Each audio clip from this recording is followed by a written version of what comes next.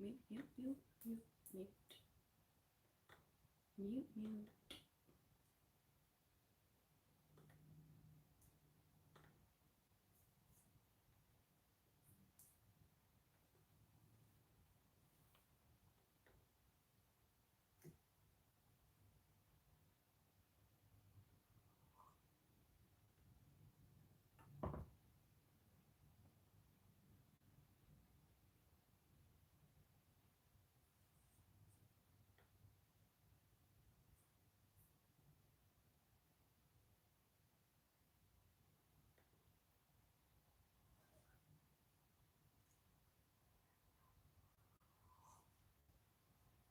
Hi, Pamela. Thank you for joining me.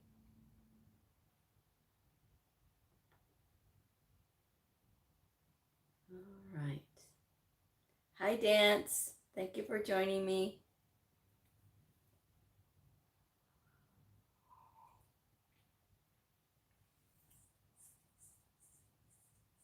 Hi, Caitlin. Do y'all like my mug? It's the Youpers. I got it when I went to Michigan a few years ago. I went on a trip. It was just a vacation, just to have some downtime. So I went to the Upper Peninsula of Michigan, and I got my Youpers mug.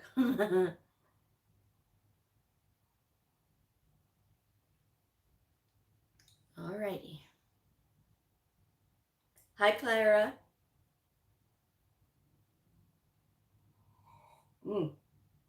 Coffee's so hot. That's good.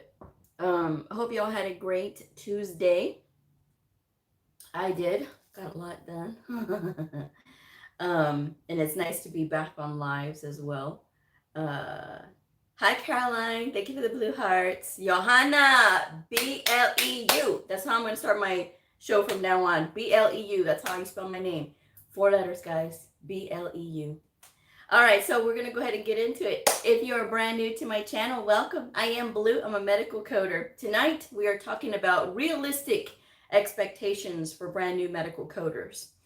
When new medical coders get into this field, I've seen a lot of it. And lately, I have been seeing a lot of things that new medical coders are wanting because they're sharing it on social media. And I'm not going to say the platform that I'm talking about. But some of the things that I see are just not realistic that they're wanting. And so I want to clarify that, right? When it comes to the things that you should expect as a brand new medical coder, is it difficult to get a job in the beginning? Yes. Everybody's going to want experience, but how are you supposed to get experience if no one will hire you? And I have been campaigning all month for people to apply with a temp agency. And the reason that I say to apply with a temp agency is, number one, that's how I got my start. Number two, it's not just you out there looking for a job. It's also whoever's working at the temp agency is advocating for you to get a job as well. So this is why I tell you guys to, this may not be the place that you want to start, but if you register there and they give you assignments, and if you're not working, this is great because then you'll still have some money coming in and you will still start to build experience. For every assignment that you get put on, you're just there temporarily. So you can sample a lot of different settings to work in because you do have a skill that employers need, which is being a certified medical coder. So don't ever dismiss yourself that, oh, well, I'm brand new. Well, everybody was brand new at one time. And that is something that, you know, we all go through. But you have to have a good attitude of, okay, I'm going to try to get as much experience in these different areas as I can. You can work in medical records. You can work in prior authorizations and for medical billing. And so those are the types of things that you can start in the beginning if you can't get a job right away as a medical coder. And sometimes, you know, these temp agencies will be able to hook you up with those assignments. I got hooked up with my first assignment. It was 3 months. And then my second assignment was supposed to be a more permanent position because they had won a contract. And because it was a long-term contract that they had won, they said, well, you're going to have this job basically as long as you want it. Well, I had other plans. So I got the job that I'm in now. It was only 8 months later. So when you start off, You're not going to start off with this huge glamorous job offer and salary and all this other good stuff. And a lot of times people are mistakenly thinking that, or they think that they can set their own hours, that they can work remotely and basically work whenever they want to and wherever they want to. Okay, so let me clarify a few things. When you're starting off brand new, this is not something like, working whatever hours you want to, or, being able to work remotely. That is something that happens later on. I worked for a level 1 trauma hospital a few years ago, and I worked whatever hours I wanted to. And sometimes people get the chance to work a contract and they work whatever hours they want to. This is not something that's typically done with brand new medical coders, because you need experience and you need to have that time in so that you can get those types of things. But a lot of times people are trying to jump ahead to things that's not ready for them just yet. You will get this stuff in time. You will get the better salary, you will get the better job perks, but you have to go through those paces and work through it. You can't just go from 0 to 60 in 5.2. You have to go through the process. And I got an email a few weeks ago, and you guys know I am notorious for not talking about money on my channel.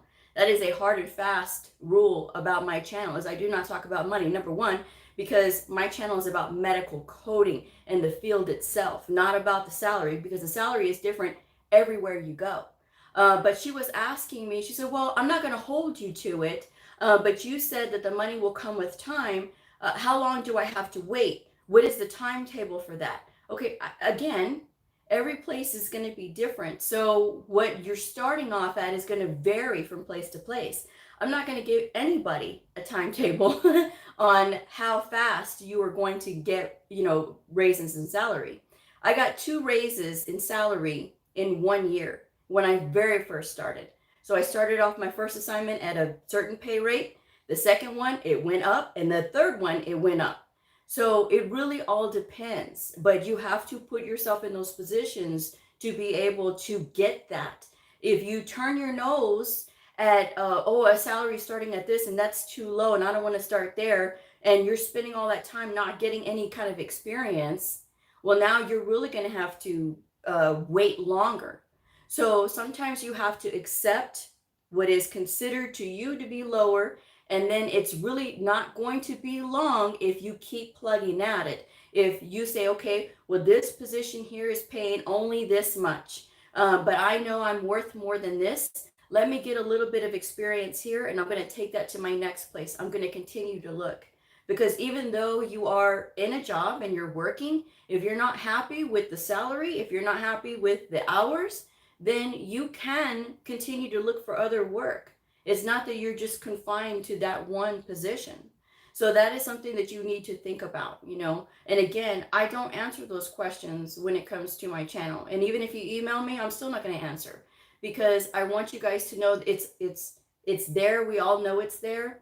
But the importance of my channel is directed more at the whole approach, which is the coding, getting the coding right, getting the communication right with the providers, and getting coders themselves to build and develop professionally so that we have a better industry. There's a lot of people that don't ever get trained professionally, how to be professionals, how to communicate professionally.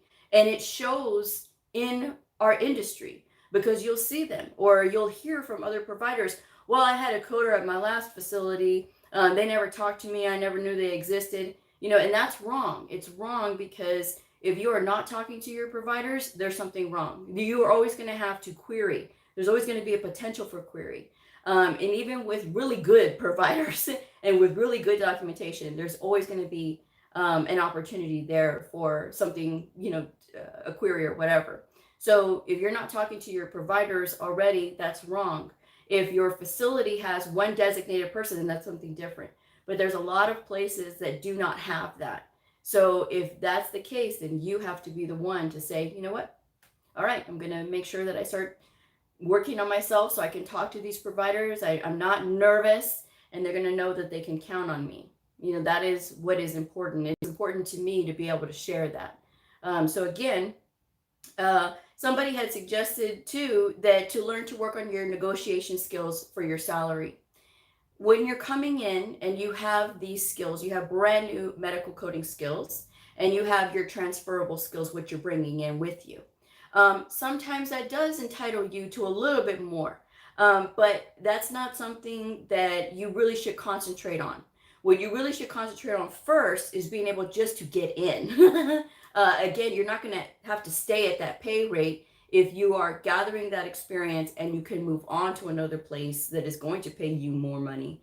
But if you're just looking right out of the gate to make this really high amount that seasoned medical coders would make, then that is something that you really kind of need to be a little bit more realistic. If you want to be successful, you want to really start, then you have to kind of take a step back and be able to work and get your time in and get your experience, and then you can be able to move forward.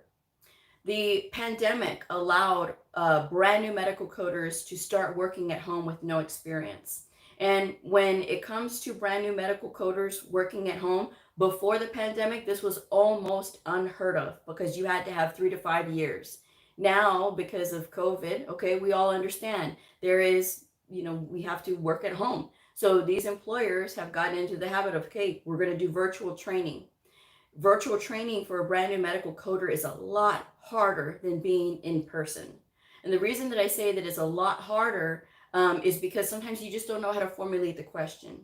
Real world coding and book coding are two different things. That is something that you have to expect. And a lot of times people say, well, I passed the test, I should know how to do this.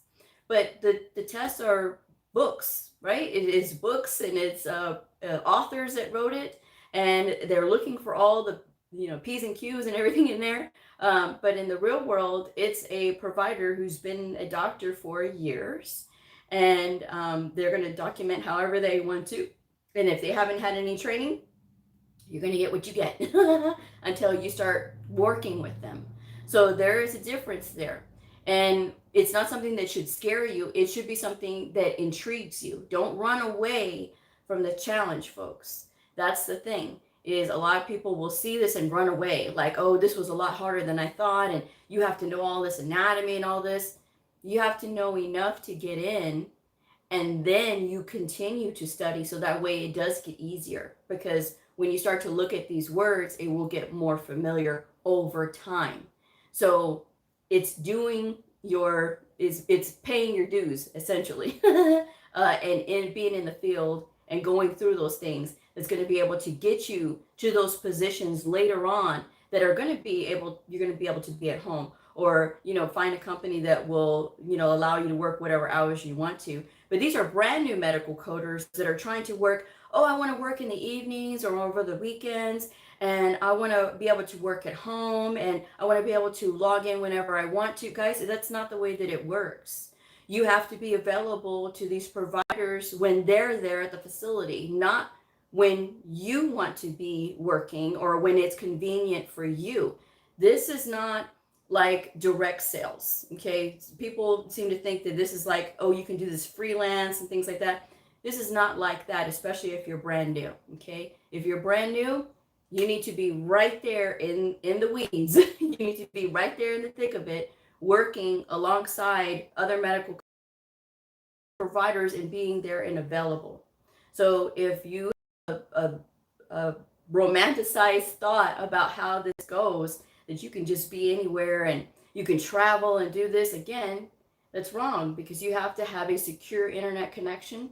You have to be in one place. These companies will send you a laptop and computer equipment to work with, but you can't be just running around everywhere, because this is people's private health information and you have to secure it.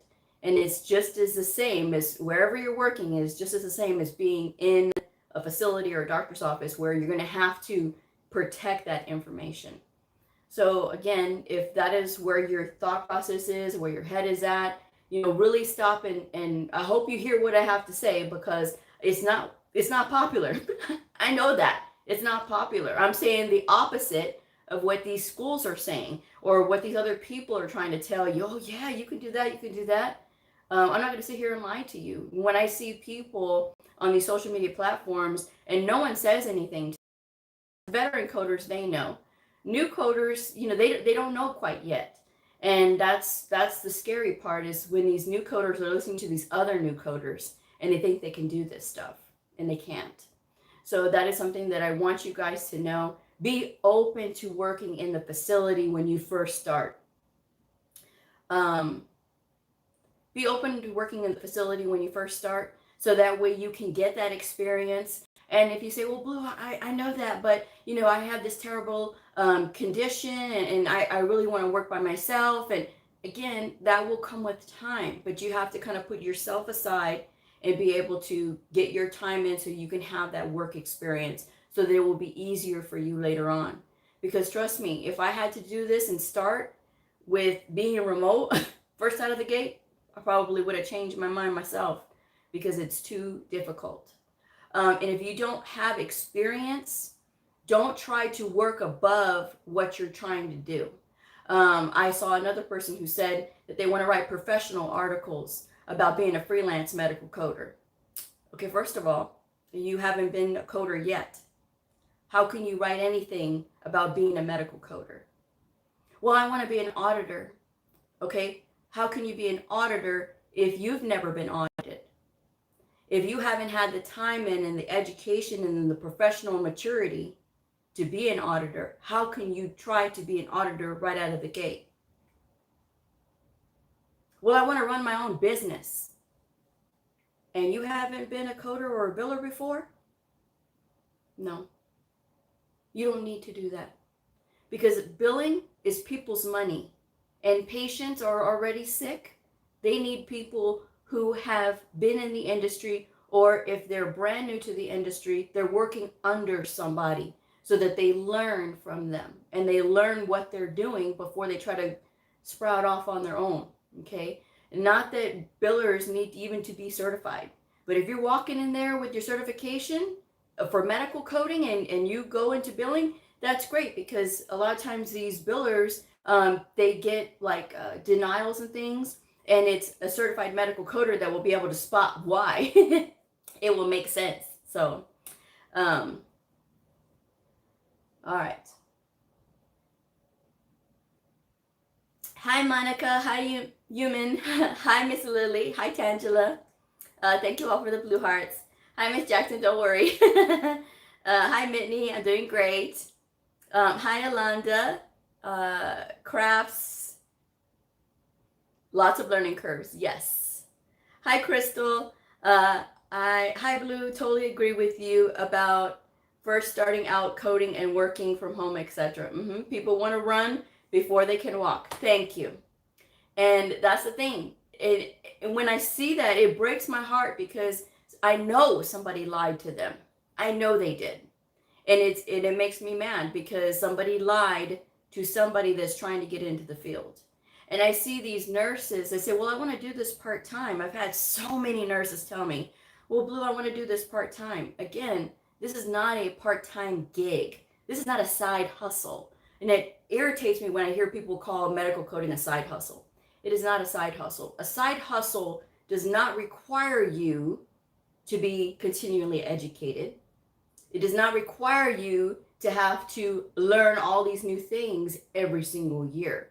A side hustle is when you're selling something, or like when you're doing products and things like that, or you're making an item, or you're selling it that way and that kind of thing. That's absolutely that. This is intellectual. This is going to take time, and it is a challenge. It doesn't matter if you've had experience in medical field or not.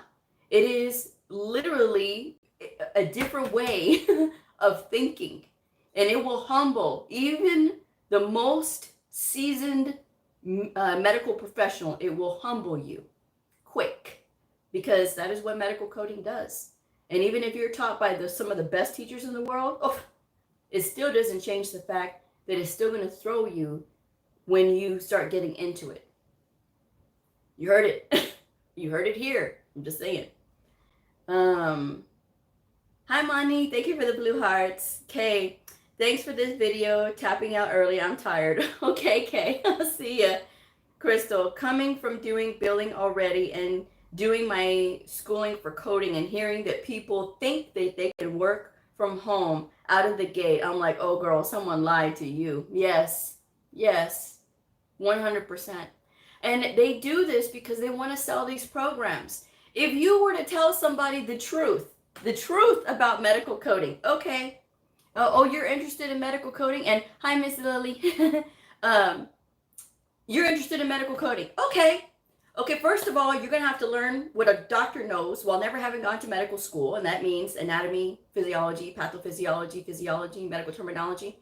You have to learn all that. Oh, yeah, by the way, you need to learn medical law and ethics and regulations. Oh, yeah, that. And not only that, the books, okay? And it's not just one manual you have to learn. It's a minimum of 3. And if you're learning inpatient, it's going to be 4 manuals. Oh, you want to get into the real world and you actually want to be a medical coder? Okay. When you apply, everybody's going to tell you, we want experience. But how are you supposed to get experience if no one will hire you?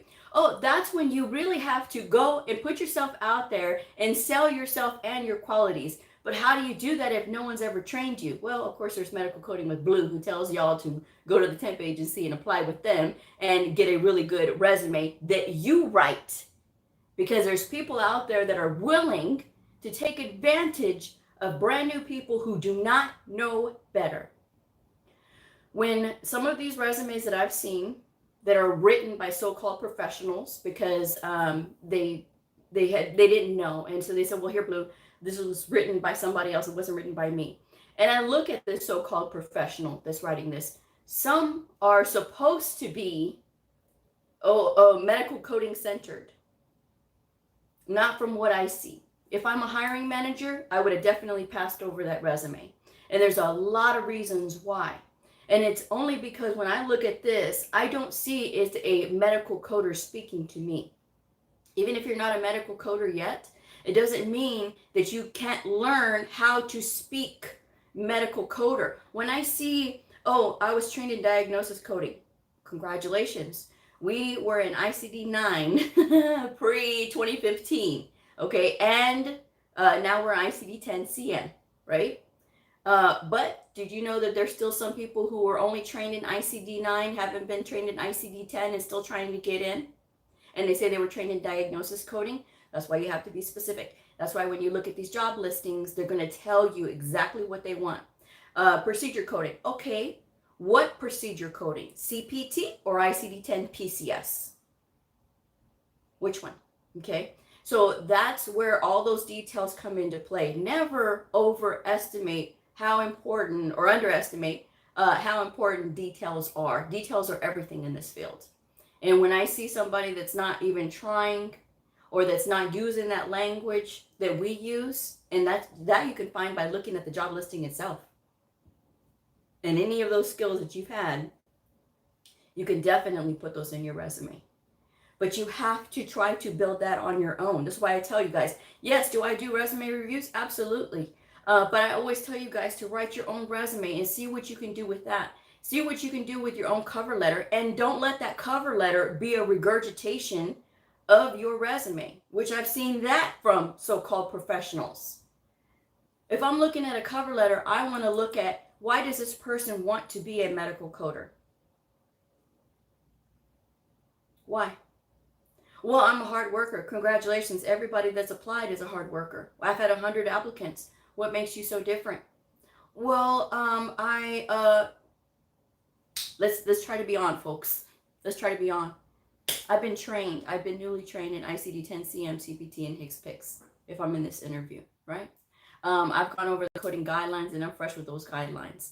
I have a lot of skills that I'm bringing over as far as, I had I ran this department, I did this, whatever it is, you need to talk yourself up. And on this cover letter, you need to be sincere about what you're doing there, what you want. And that's another thing that's missing too when I look at these resumes. What are you applying for? I don't see anything that you're applying for. I see a name and I see credentials, but what are you there for? Because you can have a CCS. I don't know if you're wanting to apply for inpatient position that we have open or an outpatient position. Oh, you have a CPC and a CIC? Well, again, what do you want? Do you want inpatient? Do you want outpatient? Well, I don't know. Okay, well, then you need to start kind of looking at what it is that you want. What do you want? and make it clear. Do you want to work on the inpatient side? Do you want to work on the outpatient side? Well, what's the difference, Blue? Inpatient, you really do have to have a certification. You got to be, either a CCS or a CIC, have that.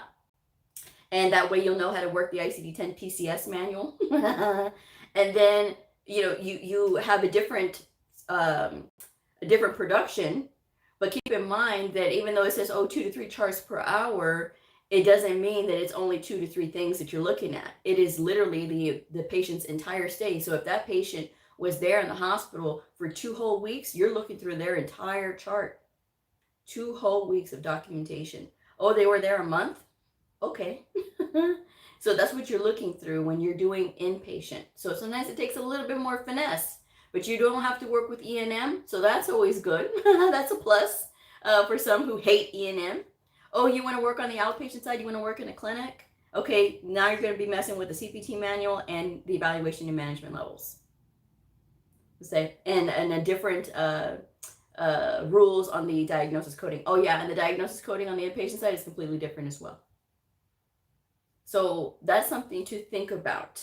Know where you want to go. How many videos have I done about that? So that is something that you need to be realistic about. But when these schools have to say all these things, do you think that that makes it more appealing to people to get into? No. That's the thing that's going to make people run. And I bet you right now talking, somebody's thinking, oh my gosh, no, maybe I should change my mind. Because that's not what I want to do. Well, you haven't done it yet, so you haven't really given yourself a chance yet, right? But if you're really thinking about it and you're thinking about, okay, here's all these things that she's saying, can I work through this? Because if you can work through all that, if you can walk through that in faith in that time, you can have whatever you want. You can work at a really great place. You can work at home. You could be able to do all of these things that you have been sold. Because they're not telling you that the remote work is for veteran coders. They're not telling you that the work whatever hours you want to is for the veteran coders. They're not telling you that. I'm telling you that. Because it's true. And when I see new people who want to work whatever hours, guys, you need to be there. You need to be there and really get into the experience so that you can go on and do whatever.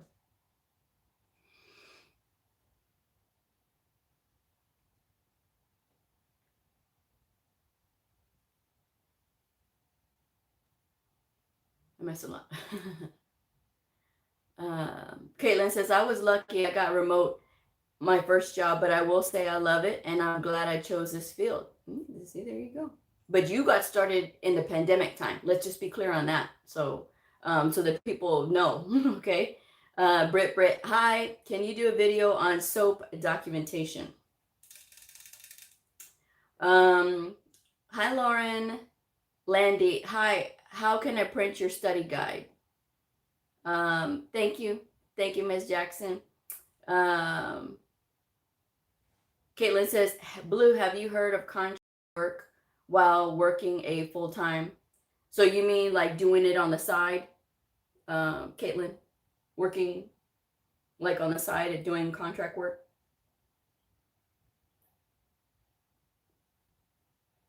Again, that's something that is veteran coders do. Some veteran coders will do that. They'll get like assignments, or they have a friend who works for a contract company and they say, well, hey, we just got a contract for 5,000 records and we need help, and can you code this many? And they're like, yeah, sure, and they'll just do it on their own time. Yes, I have heard of that. So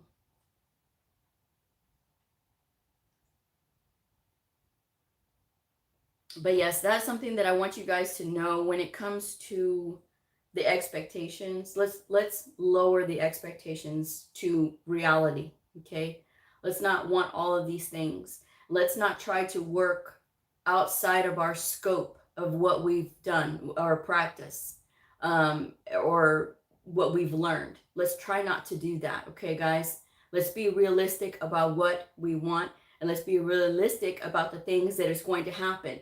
Is it going to be a challenge? Yes. But this is not a field where stuff is going to be handed to you. It is so frustrating to see people who expect this because somebody lied to them and said, oh yeah, it's easy, you can. Well, you know, they told me I could get a really good paying job with this credential that no one asks for. That's another thing that's like, really? Did you look in the field before to see what credentials they were looking for? And see, that's again being sold a lie.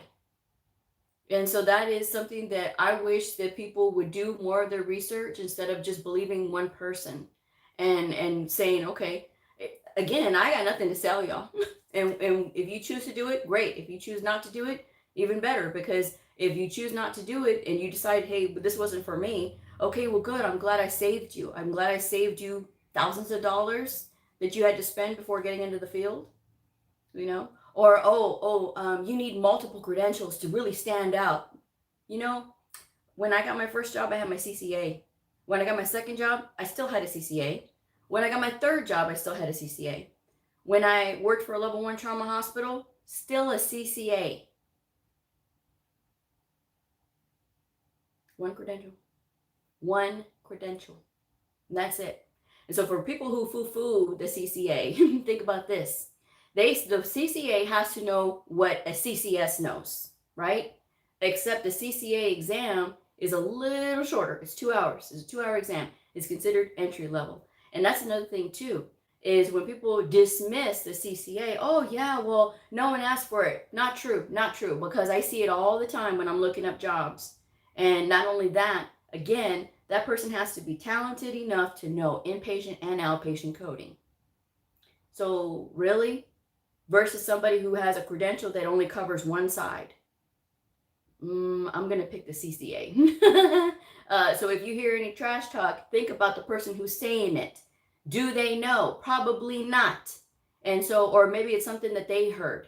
Okay. So that's another thing too. That's something in our industry that I really wish would change. And that's why I'm glad I have this platform so that I can be that voice of change. Because when it comes to that, that's just, I mean, to me, if you have to put down another credential, which you don't ever see me do that, right?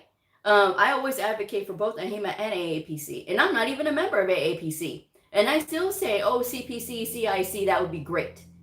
I still say that because I think it's important for people to be able to have a choice in the credential that they choose. Because believe it or not, the associations are different. AHIMA and AAPC are completely different.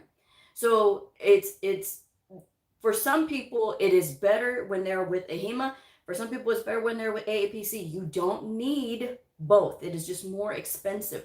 And I tell you guys all the time, save your money.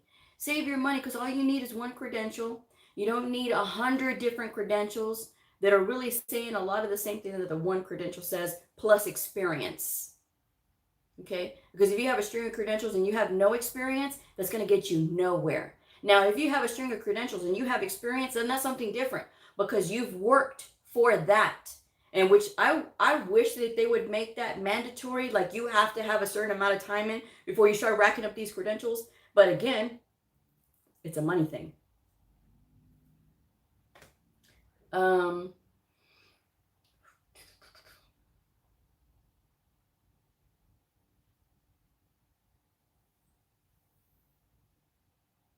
Ms. Reed, my own professor said she would charge me God, really? $3,000 for her to write my resume. Wow, $3,000. Wow. I'm not even going to say anything. I'm not going to say anything. My face says it all. Tangela, hi, I'm newly done with medical coding course. I am taking my exam in November. The facility I work for posted a job for inpatient coder. The basic requirements were ICD-10, CPT, medical terminology, and anatomy. Do you think I should apply? You want to be a medical coder, don't you? By all means.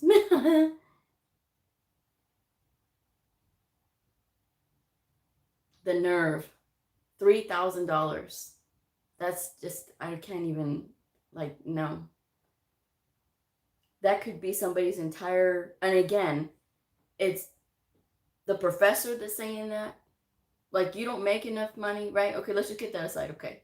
But $3,000, that could be potentially somebody's entire salary. That could be a 2-month salary for some people. And you, with a straight face, you're going to say $3,000 for a medical coder resume.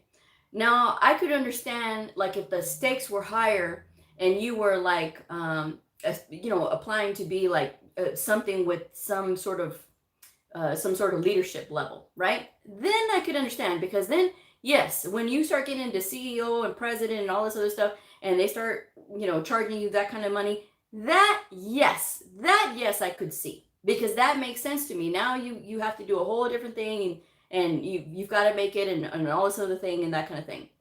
I get that.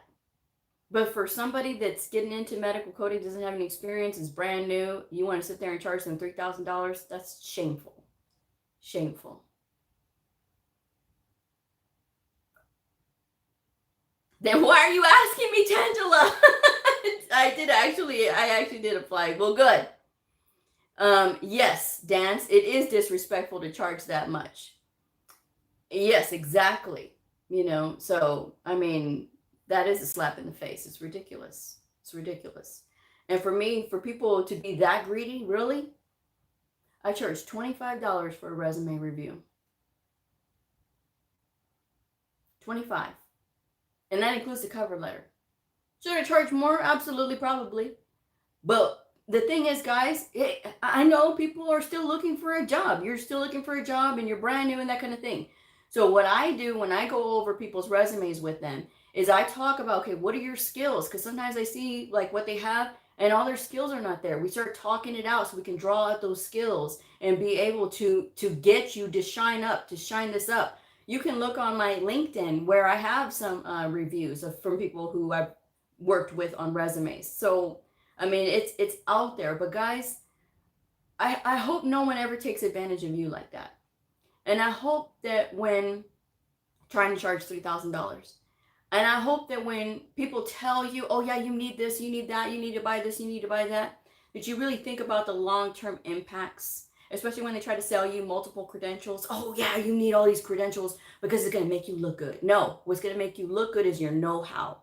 That's what's going to make you look good, not a string of credentials when you're brand new. Guys, you have to come up with continuing education units for those multiple credentials. And yes, while you can find some that are free, you still may have to pay for some. So that is something that you really got to think about. And the more credentials you get, the more you're going to have to produce. And then heaven help you if you're certified with both associations. Now you got both to think about. I'm just saying, guys, think about that.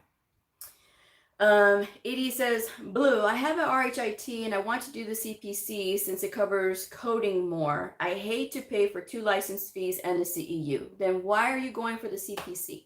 Why don't you go with the CCSP like I have, right? If it's outpatient that you want to do, you already have your RHIT, go for the CCSP, because the CCSP only covers, it is a mastery of the outpatient setting. That is what I currently have. I took it in March, and I passed it on the first try.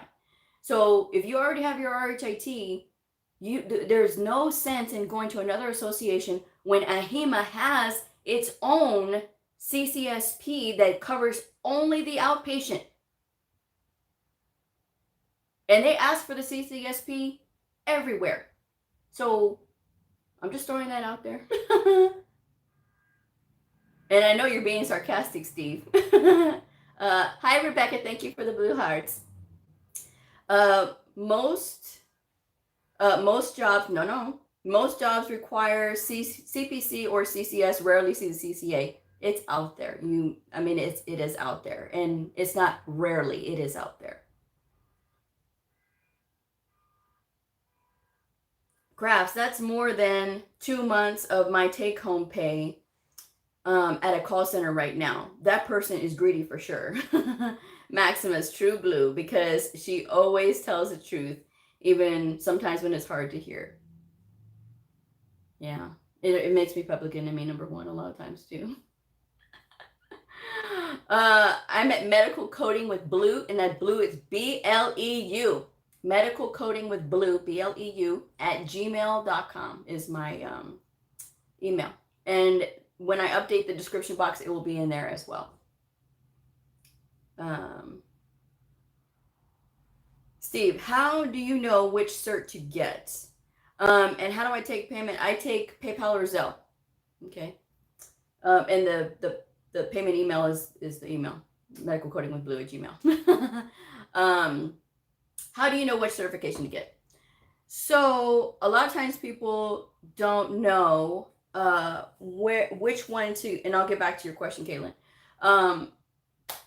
They don't know where to start on which certification to get. My first suggestion is to look in your area and see what they're asking for in your area. But it doesn't necessarily mean you need to go that way. It's just going to kind of give you a sort of a direction. There are two major medical coding associations, the American Health Information Management Association and the American Academy of Professional Coders. You can go with either one of these. Now, if you're looking to code in the outpatient setting, like the ER, hospital office clinics and that kind of thing, doctor's offices, that is outpatient. So with AAPC, you're looking at the CPC. But keep in mind with AAPC, there's a few other, there's another charge that you have to pay in addition to your certification, okay? You don't have to go through a formal program through them, but it would help, okay? But you do have to pay for your membership fee before you can pay for your certification exam. So that's an additional cost. I think it's like $180 or $185. I'm not really sure, you have to look up. But that fee on top of your certification exam fee, okay? And then they also have the CIC, which is Certified Inpatient Coder. If you want to work in a hospital on the inpatient side, you know, the CIC is also the way to go, but you start with the CPC. Now, if you're looking at AHEMA, they have the CCA, or the Certified Coding Associate, or the CCS, the Certified Coding Specialist. Both of these cover inpatient and outpatient. And no matter what anybody tells you, people still look for the CCA. CCA is considered entry level. I had the CCA for well over 10 years, and I stubbornly held on to my CCA because I was tired of people saying, oh, CCAs don't know anything. Really? Let me show you this. When you have a CCA who has trained thousands of coders, hundreds of doctors, trust me, I was changing minds in my area. So CCA or the CCS, CCS is considered the mastery, and it is longer. The test is longer. It is 4 hours, and that is a Certified Coding Specialist. And again, it's the mastery. It covers both inpatient and outpatient. So it's essentially the grown-up version of the CCA, the Certified Coding Associate. But again, either one of those, if you want to work, you have the opportunity to be able to work on inpatient or outpatient, okay? If you are looking at staying in the outpatient setting, you only want to work with the CPT manual, obviously, and of course the diagnosis manual and the HCPCS manual, but not have to mess with that ICD-10 PCS book. That is your CCSP, or the Certified Coding Specialist Physician-Based. That is a mastery of the outpatient setting, and that credential is asked for widely. Any of these credentials, the CIC is coming up. I've seen it asked for more. I used to see it not asked for a whole lot, but it's starting to get a little bit more traction, okay? So the CCS, the CCA, the CCSP, or the CPC, or the CIC, those are the ones that you really want to look at. And look in your area and see which one that you think would be good to start with, okay? If you've gotten training in both inpatient and outpatient, you can look at the CCA or the CCS and go that way. Now, if I had my root druthers, and if I would have started all over again, and if I would have been able to have the training for the CCS right out of the gate, I would have, because the CCS is considered the mastery, and it is a lot harder. So that is something that if you can pass it, but even before having experience, that means you had a really good teaching. But it's going to give you more opportunities to be able to apply at different places, okay? The CCA or the CCS, okay? A lot of people will say, oh, we went with the CCS. I applied everywhere and for places that didn't even ask for the CCA, and I still got hired, even with my CCA. So, Caitlin says, where can I find CEUs? Gail says, AHIMA offers CEUs. Steve, I'm going with AHIMA. I had an RHIA, but I let it lapse. Okay. So, well, then, then about AHIMA. So, Caitlin says, I got hired before I got my certification, but I got my CCA. Well, there you go. Yes, and I remember your story quite well. You can look on LinkedIn. LinkedIn has a ton of opportunity for CEUs. There's a lot of different companies that offer CEUs. Him Imagine has a lot of CEUs that they offer for free. And sometimes there are certain vendors that are offering CEUs that you have to pay a small fee for. But there are lots of opportunities if you connect on LinkedIn. If you are on LinkedIn, I'm on LinkedIn at Medical Coding with Blue. If you want to connect with me there, that would be great. It's just another place where you can network with other professionals. But let me caution y'all on this. We're talking about reality checks right now, right? Okay. The way that you conduct yourself on LinkedIn, this is a professional platform. That's number one. Number two, medical coding, while it's full of thousands of medical coders, it is still a small community. Everybody knows everybody. There's about a 10 degrees of separation. And in some instances, it's 5 degrees. So that gets a little too close for home for some of us. But don't go on LinkedIn complaining and griping and going on that you can't find a job and this, that, and another. I have seen people say things and post things, and I'm like, oh, no, please stop. Please stop. Because I saw this one lady that she was saying, I've always failed at life. I've never been able to find a job, and now I'm angry because I can't find a job, and rah. Okay, instead of that, I understand that you're mad. Trust me, I went through it too. I went through 2 months of looking for a job, and I was still working at a halfway house. I was still working as a bartender. I was still doing housekeeping. I was still doing all those things that I did not want to do anymore. I mean, who wants to work at a bar all hours of the night and have to hear people try to say things to you any old way they want to? Or who wants to be cleaning and doing housekeeping and things like that, and people look down on you because they think they can? Who wants to do that? So what I did was I was like, okay, I got to really dig in, and I really got to, keep going, even though I keep getting these rejections. I need to do something. So going back to the school, and the principal saying, okay, well, my friend has a temp agency, and did I want to go to the temp agency? No, I wanted a job. Like, please let me get a job. And I was like, no. You get all this experience working with a temp agency, and it's different things, and you have a variety. And I'm like, okay. And just saying okay, I'm like, all right, I'll go ahead and try it, because I have nothing else to lose at this point. I literally have nothing else to lose at this point. Within 1 week, I had that assignment, and that assignment led me to my other assignment that gave me the bulk of my experience in the beginning and allowed me to get the position that I'm in now, which is a lot higher than a lot of people thought that I was ever going to be able to get. And they told me, oh no, don't even think about applying, Blue. You'll never get into there. You'll never get into there. And I wanted to get into this hospital so badly. But when I did, right? Oh, okay.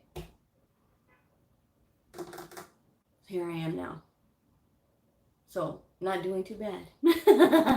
And that's what you have to do. But instead of sitting here complaining, because no one's going to help you if you sit there and complain. You have to be proactive. And like I wanted to tell that lady, but sometimes if you tell anybody anything on there, they get upset at you. Okay. I had this one lady give me attitude because I told her. She was like, well, why isn't the 1 year of why isn't practical considered 1 year of work experience? I had to go through all of these things. I had to go through coding clinics and the book and everything else. Like, why isn't it considered 1 year of work experience? Because that Practicode is an educational product offered with AAPC that they use as 1 year to take off of your 2-year commitment that you need to have that dash A, that apprentice. Again, crawl before you walk. You cannot count that 1 year as 1 year of work experience. If you try to do that, then you're lying on your resume. And when they say, okay, well, we already know this person's lying, next. Because you have to be able to have productivity standards and accuracy standards when you put experience on your resume. It's not just Practicode, because sometimes people will see Practicode and they'll accept the education in lieu of work experience. Some will, and they will take some will take Practicode, but you have to be honest that that's what you did, and don't try to sit there and say, oh, it's 1 year of work experience, because it's not.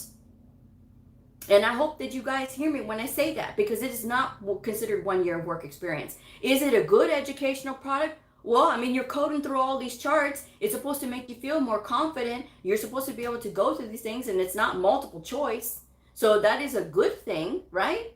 But again, there's other ways to practice, I think. and accelerating that 1 year off of your 2-year time commitment, people still get jobs with the CPCA all the time. I'm just saying. Okay, Len, I just sent you connect on LinkedIn. Thank you. Morgan, where do I find experience after I pass the test? Internships. Steve says, I just study coding, no differentiation between inpatient and outpatient. But you're practicing with either the CPT manual or the ICD-10 PCS manual when you're doing the procedures part. So there's a difference there. You have to know kind of which one you're studying. If you know nothing about the ICD-10 PCS manual, you don't want to learn that, I would recommend sticking with the CCSP. Excuse me, but that's just me, because that's only the outpatient side for a HEMA. I'm just saying. Morgan, where do I go to find experience after I pass the test? Internships. Haley, when you first start out, do they train you the way that they prefer things to be done if you work from home? Jam says, hi Blue, my question is, should I wait till I'm done with coding classes to join AAPC, or will doing both be too much? Graves says, is it too late for a 40-year-old with no experience to hop into this field? Absolutely not.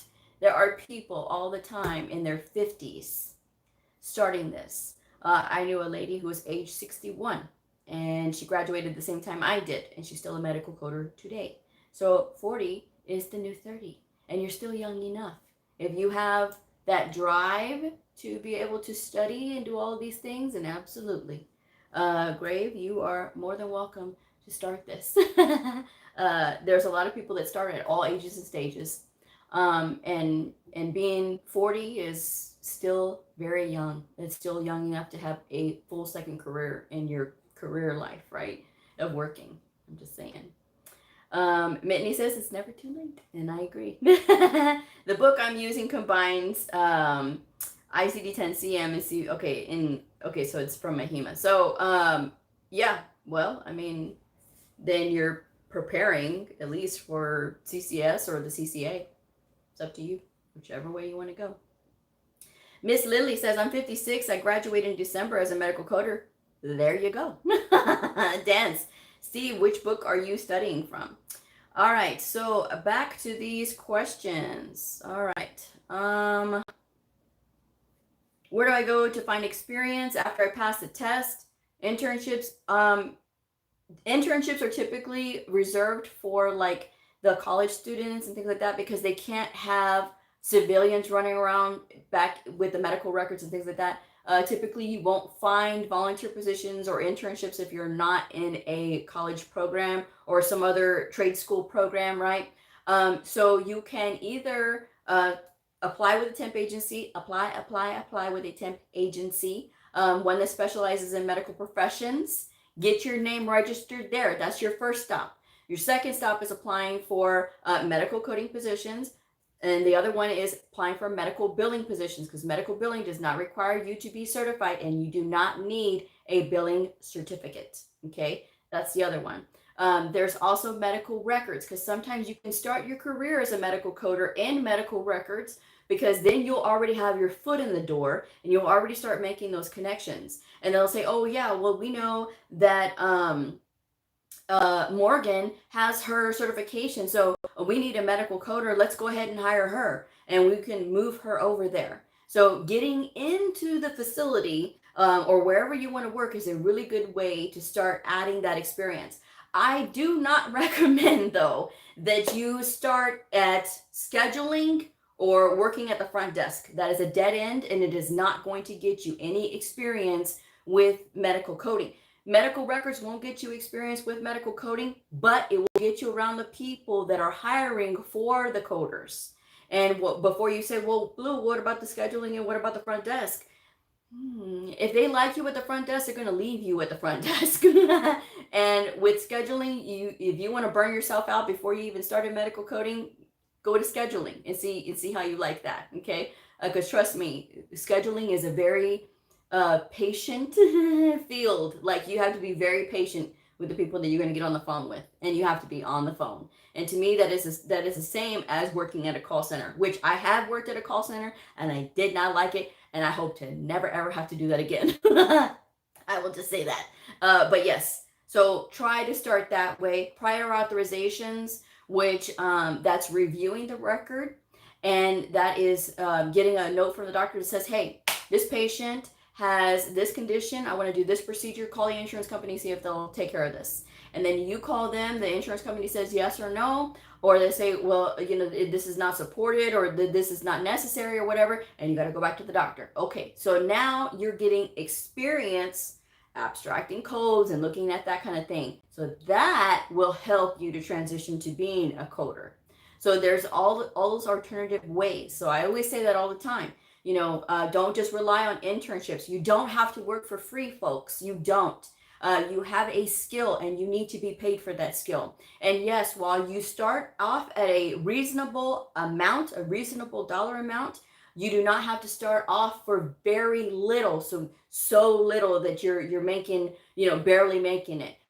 Look in your area. There's the Department of Labor or the Bureau of Statistics, and they will give you what the starting salary is for a medical coder in your area. This is why I say you guys got to look there, because when you're asking me, well, what is the starting salary and this, I never talk about money, because when people are doing that, they're trying to drive people based on money, and people have a different opinion about what is good and what is bad to start with. So that is something that you have to do your own research on, and I would just leave it at that. But yes, try those different routes. You don't need to work for free. I'm just saying. Haley, when you first start out, do they train you the way that they prefer things to be done if you work at home? Yes. Sometimes they will have you at the facility. In some instances, I've heard that they have you at the facility for a couple of weeks, and they're training you on all their systems, like their electronic medical record, the encoder, and things like that. They're training you there, so that way you can be comfortable once you go home. But they're not going to train you on how, to medical code. That's where people get kind of confused, is that they think that the employer is going to train them, which is another misconception. And this is the reality. When a employer sees you, they see somebody who has a certification, right? So they expect that person to already know how to code. When I first got here, my boss, she was just like, when I see people that are brand new, they need to understand that what I expect from them is already to know how to code. Are you going to have questions? Absolutely. But it does not mean that you need to be trained. If you need to be trained, then you need to go back to school. Because the second you have that certification, you should be able to work anywhere. You should be able to learn any clinic. You should be able to learn anything as a medical coder. She's right. I'm just saying. And I'm like, okay. But yes, they will train you on how to work, like in the EMR and things like that, the electronic medical record. and the encoder, but do not expect them to train you on how to code. That is what you should already know. And if you don't know or you don't feel confident, then you need to go back through your workbooks and you need to go back and train yourself and go over these workbooks and go through the word problems and things like that. Because when you're going through those things, it's going to help you. You still have to devote that time. And the more you do that, the easier it will be when you're coding. I'm just saying. Hi, Blue. My question is, should I wait until I'm done with coding classes to join AAPC? Or will doing both be too much? So AAPC, once they have your money, of course, you have your membership for a year. And if you are not going to take your certification exam just yet, and you are going to take it like in a year and a half, then you just wasted a year's worth of money, because why did you get a membership when you're not going to take your certification exam yet? I always say get your membership closer to when you are going to get ready to take your certification exam, because there's really no sense in having a membership when you're still in school and you're learning. While yes, I mean, you have the student membership, like, well, I don't know if they have student membership or not. But if you are there and you're learning and you're kind of using it to network and that kind of thing, then you're just kind of spending money just to be spending money, right? If you're not going to take your certification exam yet. Keep in mind, you have to pay that fee and you have to be a member before you can pay for their certification exam. So if you're going to wait a little while, or you're not going to take your certification exam yet, again, you let that year lapse and you wasted a year's worth of money. And any CEUs that you earn before you get your certification, they do not count towards that credential, because any CEUs have to be earned after you get your certification in order for them to count. And they will check. I'm just saying. So that is my opinion on that one.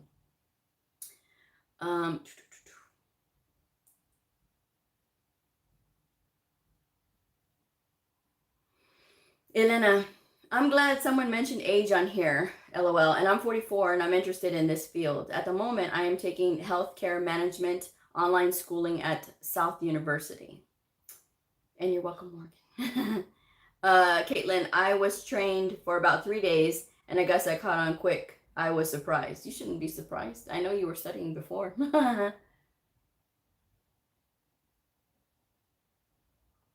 But everybody learns at a different pace too. So that is something to keep in mind. But yes, I hope that answers everybody's question. Did I answer everybody? Please don't let me get an email from somebody that says you didn't answer my question.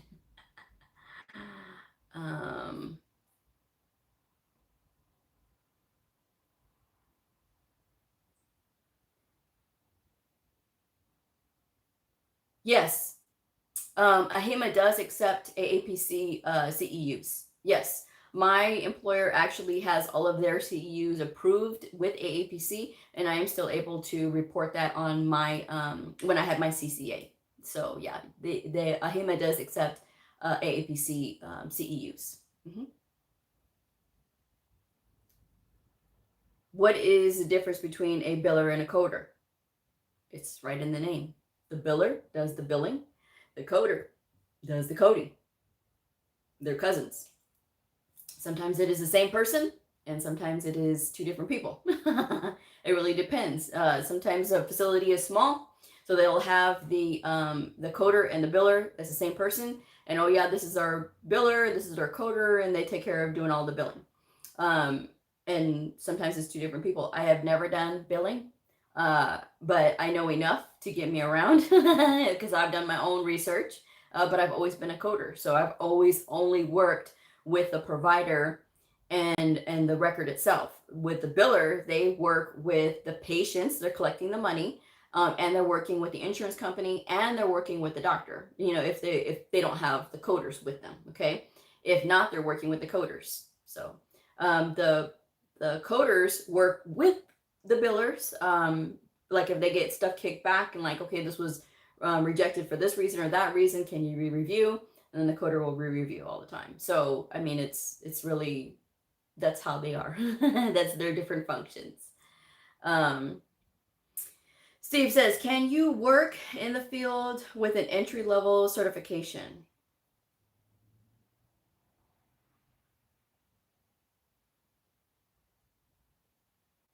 What do you mean, Steve? Like what certification are you talking about?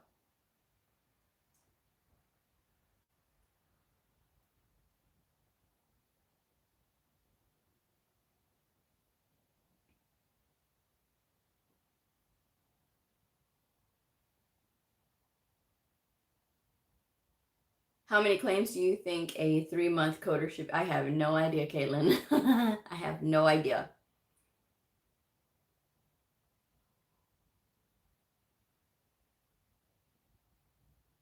Hi, Rochelle. Thank you for all the blue hearts. Is that your way to make that up to me for being here?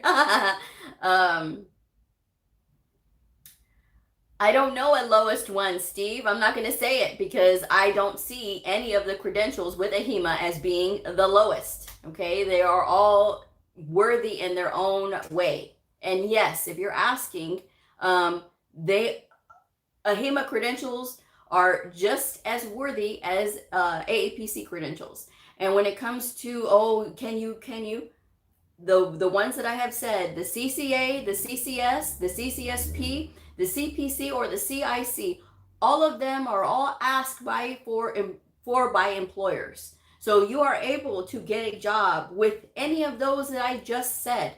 And there is no lowest one.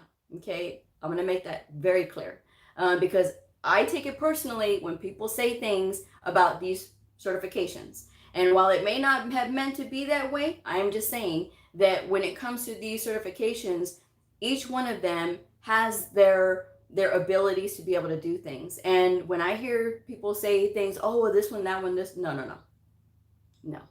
It's the caliber of the coder. I never judge people based on the credentials that they have. If you're certified with AHIMA or AAPC, that's fine. I don't care.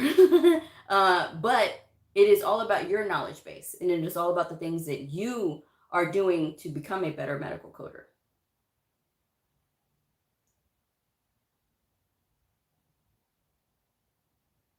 Steve says, yeah, but you said one was a mastery, etc. Were you here?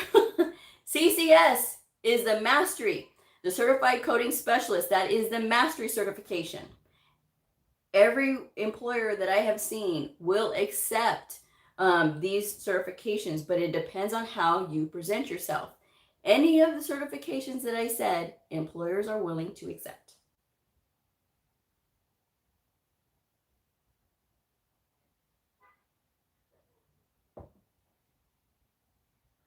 Did I get everybody? I think I did. Does that answer your question, Steve?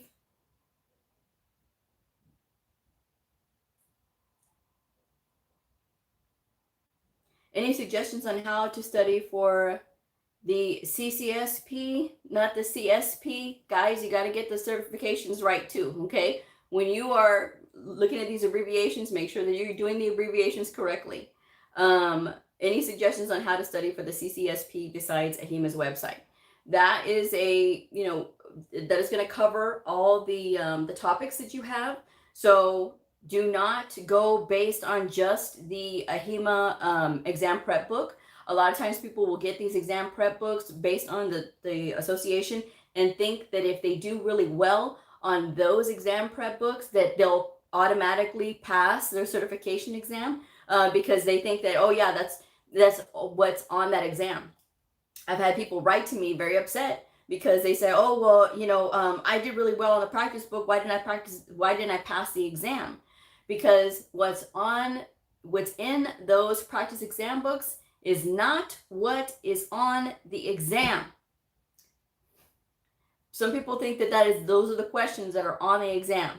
I've had people write to me very upset and saying none of those questions were on the exam. They're not supposed to be on the exam. If they did, then anybody and everybody could pass these certification exams. So that is why these are just meant to prepare you. Look at the domains and look for other materials that will help you to study. I've done the self-study guide, right? And I listed all the books that I recommend, the workbooks and everything. So that would be what I would recommend. If you're looking at taking the CCSP, which is what I think that you're trying to say when you say CSP. But yes, look for other ones. Make sure that you're reading the coding guidelines. Read the coding guidelines, because people don't really look at that. And that is your guide. That's your Northern Star. That is what is going to help you to get to the correct answer. Okay, so, okay. And make sure that you are familiar with your book. If you hear anything that I say, ED, make sure that you get familiar with your book. And what do I mean by that? Actually looking at each page of the book. You don't have to read the entire book, but your ICD-10-CM manual, your CPT manual, your HCPCS manual, and that's all you need on your CCSP, those three. Make sure that you open each and every single page and you're looking at each and every single page, because in your brain, it is actually recording this stuff, right? And so then you're going to be able to look at this. You're going to be able to know where in the book to find stuff. Get familiar enough with the book so that you can find things. I heard from one person who said that they did a class and they gave everybody an open book exam, and a lot of people failed the exam because they did not know where to find things in the book, and it was an open book exam. Do not let this happen to you. So that's why I say make sure you're reviewing all of the pages in the book. Just go through it so that way you can be familiar. When I did my review of the Optum 360 Diagnosis ICD-10-CM manual, people were telling me, oh, they didn't know that all of that was back there. When I did the review of the CPT manual, they didn't know what was in the appendixes. Guys, you're using these manuals. Learn what information is in there. The book already has all the answers. It doesn't need you to tab the book. It does not need you to highlight or write anything in it because it already has the answers. You just have to learn how to use it. When I update, well, let me go ahead and do it while I'm right here. I will link that for you, sir. And I think I know what book you have, and I like that book. I've actually recommended that book.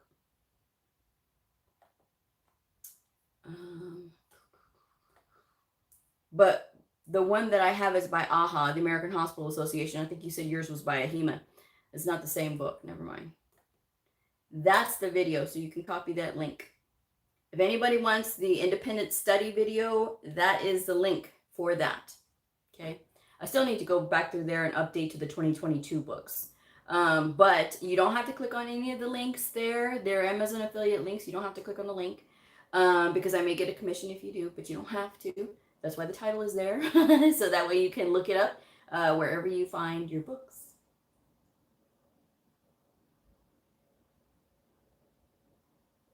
All right. But yes, if you are a little older, and little older by meaning like you're in your 40s, you're in your 50s, and you're considering this, you're absolutely not too old. And even if you are in your 30s, I've had emails from people panicking. They're in their 30s, early 30s, and they're wondering if they should be able to do this. You know, it's scary to change careers. You're in your early 30s. You're still young. You're still young. You got plenty of time. Same thing if you're in your 40s and your 50s. Okay. Medical coding welcomes people at all ages and stages in life. So, you know, that is what you should know when you are getting into this. And that's one of the expectations you can have, is that you're going to be working with people from all walks of life in all ages. And if you are a parent with little children, sometimes people will ask me, well, Blue, I have little kids. Should I wait till they're older, or should I just, you know, do this now? When I started here, all these ladies, they're all mothers, right? They're all mothers. I was the only one in there who did not have any children, but they're all mothers, and they had children, like little babies, like, you know, in kindergarten. And now it's weird to see them all grown up and they're graduating high school and starting in college, and it's like, stop it, you're getting big, you know, but they managed it, you know. So if they can do it, you know, I'm still young and nervous. It's okay, Ailey. But the important thing is that you have a reality about this field, that there's no misconceptions getting into it, and there's nothing that you're going to think that you know, this field is going to be so easy. You know, if you know and accept that this field is difficult and that it's going to be a challenge, but it is worth it because it will take care of you, right? It will take care of you. It will fulfill your intellectual needs above all else, because it is a very intellectual field. Okay, it's a lot of fun. I don't feel like I'm working anymore. I've said that many times. Since I had my aha moment in 2014, I don't feel like this is work. I get excited to go to work. Do I have a great day every day? No, I'm like everybody else. I'm human, and there are times when I get frustrated too. You know, and there's times when I don't understand something and I have to go through my process of trying to understand it. And there's times when the providers want to do what they want to do, and I have to be patient and walk through things with them. And it doesn't matter if I've already walked through it with them before, I gotta keep walking through it with them. But it pays off, because when I see them and they're able to do really well and they're among the highest performing, you know, that is a awesome thing for me. You know, when I'm able to do things, before COVID, I would travel all the time. And this lifestyle afforded that for me. It afforded me to have a beautiful place and a beautiful car. You know, I drive a very, very cute little sports car that I love very much. And I know it would have taken me a long time if I was doing anything else. But this keeps me in a very comfortable lifestyle, and I wouldn't change it for anything. And now I get to meet all of you. So, hi NC. But yes, so that is my message for today. I hope that has clarified some things, guys, to have a more realistic thought process on what this is. Don't believe the hype. Don't believe the lies. Know that people are trying to sell you something. If they're trying to sell you all the pretty, shiny, glamorous things about medical coding, know that it is hard work.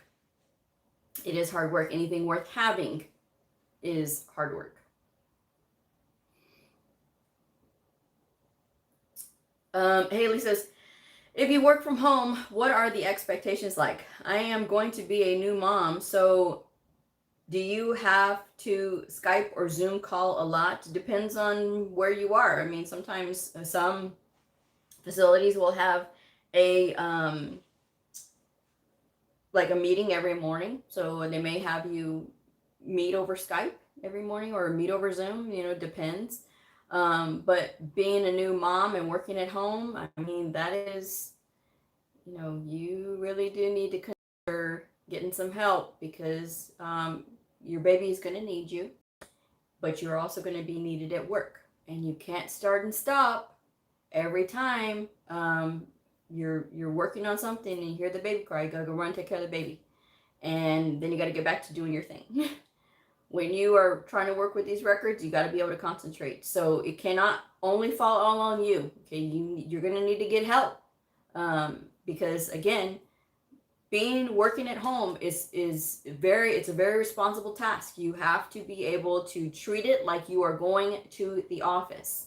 And that's another thing too. You know, sometimes people think that working from home, oh yeah, I don't have to, you know, I don't have to get dressed. I don't have to do this. I don't have to do that. You never know. I mean, you may be called for a meeting, or you may have to talk to a provider. You need to at least have your face together, right? or, you know, be dressed presentable. You know, it is not about, oh, well, I'm going to be able to, you know, be comfortable and things like that. It's not about that. Again, this is a professional work field, and you need to be able to be professional and be professionally presentable as well. But the standards are always going to be higher when you're working from home, because they are going to expect you not to have all of these distractions, and you are going to be expected to, okay, well, you are working at home, so nobody's distracting you. You should be able to produce higher amounts. Okay, so not to scare you, Haley, but I mean, that is what you have to expect. You know, and sometimes that's why people say, well, when they're asked, well, why do you want to work from home? Oh, well, so I can take care of my kids and I don't have to put them in daycare. That's the first person that doesn't get hired, because then that is something that they know you're going to be constantly distracted. Okay, So when they're asking you, why do you want to work from home? Then if you're brand new, then you need to make it all about the job. Okay. They don't need to know about what's going on in your household. They don't. And I'm telling you that to set you up for success, because a lot of times people, well, I want to be honest. No, no, no, no. You need to tell things to people on a need to know basis. Do they need to know about your household and everything that's going on in your house and all this? No, no, they don't. They need to know about you, your abilities, and your skill. That's what they need to know about. They don't need to know about your situation. Okay.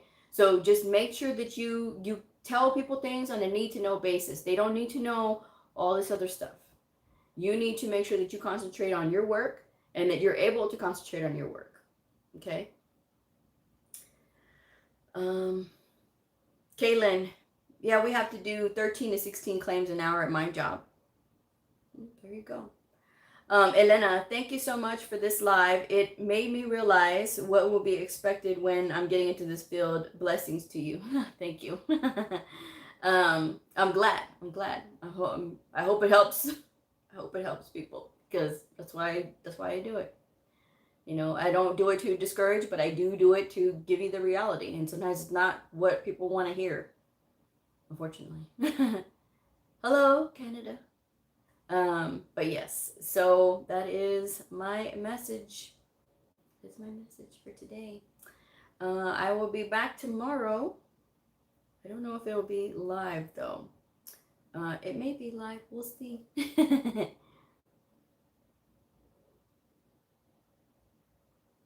I'm glad, Haley. Thank you. Hi, Blue. I'm new to coding. Do the coding books ever go on sale? Have you visited Optum 360 Coding? This is not an ad for Optum 360 Coding, but Optum360coding.com has books that are on sale, the coding books.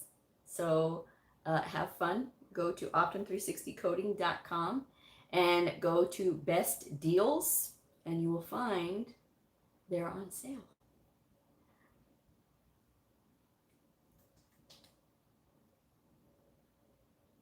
So, all right, I'm going to go ahead and wrap this one up. But before I go, I do have the Facebook page for Medical Coding with Blue.